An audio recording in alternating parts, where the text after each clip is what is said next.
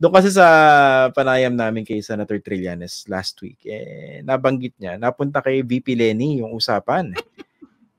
Sabi niya, kaibigan niyan si Sare. Pinuksan nga yung pintuan niya, 'di ba? Yung bahay niya. Tapos yun nga, para meron daw silang, ang basa niya, kung nanalo raw si Lenny, hindi naman papanagutin itong yung mga Duterte.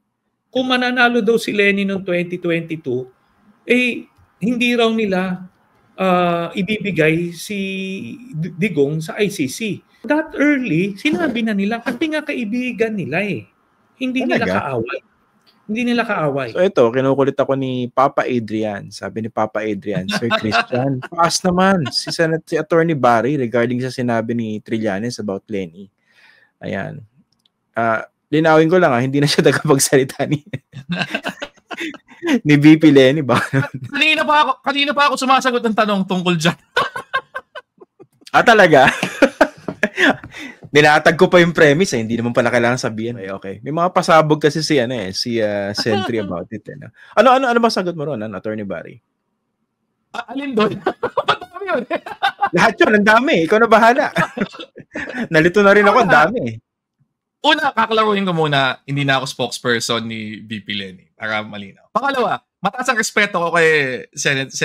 Trillanes talaga. I mean, hindi ako naniniwalang mag-iimbento siya or anything like that. Sa kanya, tingin ko, lehitimong opinion niya yun. Diba? Yeah. Diba? Entitled siyang sa opinion niyang yun. Diba? Pero, dun sa punto, unahin na natin yung ICC. Hindi ko alam kung sino nakausap niya. Si Sen Bam yata ang sinasabi niya. So, I don't know kung anong pinag-usapan nila. Baka dapat si Sen Bam ang tanungin. Pero ako, ang pinagbabatayan ko lang, yung mga narinig kong sinabi ni VP Lenny.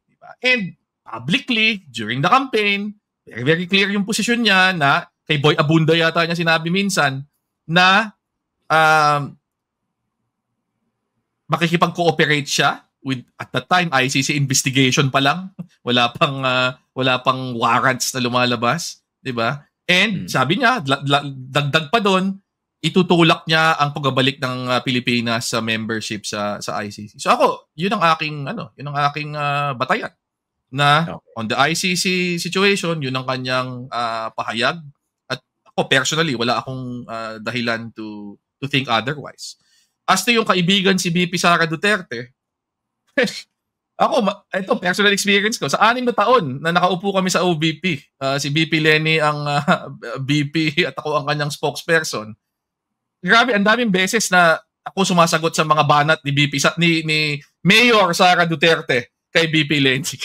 Diba? Tinawag siyang fake vice president.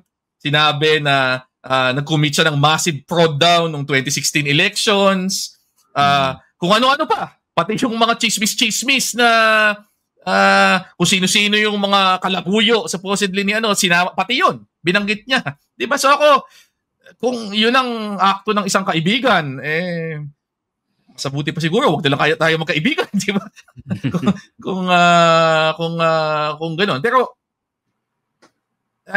yun ang aking basis kung ano yung nakita ko at ano yung aking na experience. I'm sure si Senator Trillanes has had other conversations with other people at yun ang kanyang pinagbabatayan dito. Pero sa dulo ang sinasabi naman kasi niya at dahil sa lahat ng mga ito, tingin ko dapat hindi na si Leni Robredo ang maging kandidato for president in 2028, which sa akin valid na posisyon yun. Galing, di ba, na pwede na gusto niyang i-take. Besides, ano pa naman yan madami pang mangyayari sa tingin ko bago ma-resolve ba yung ultimate question na iyon, di ba? Sa hanay na yan. Sino ang tatakbo? At sa akin, okay na rin yung nalinaw, di ba? Ito yung kanyang posisyon, di ba?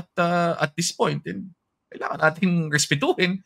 Kung yung mga tao naman na sumusuporta kay BP Lenny, I'm sure they have their own reasons. At in due time, they'll also try and make their case, di ba? Ang sinusulong kasi ni Sentry Risa na, di ba? Si Sen Risa. Risa Ontiveros na. Kasi very, very consistent daw.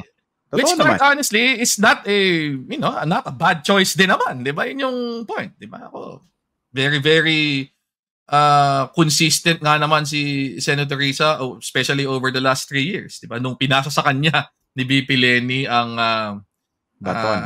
mantle, 'di ba? Of being mantle ba ginamit? Mantle. Di ba? Ng being leader of the opposition, di ba?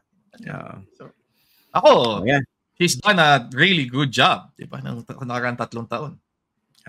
Ayan na, nasagot na. Yung mga nagtatampo kasi rito eh. Hinahanap ko eh, pinaghahanap eh. Very good, Cheres.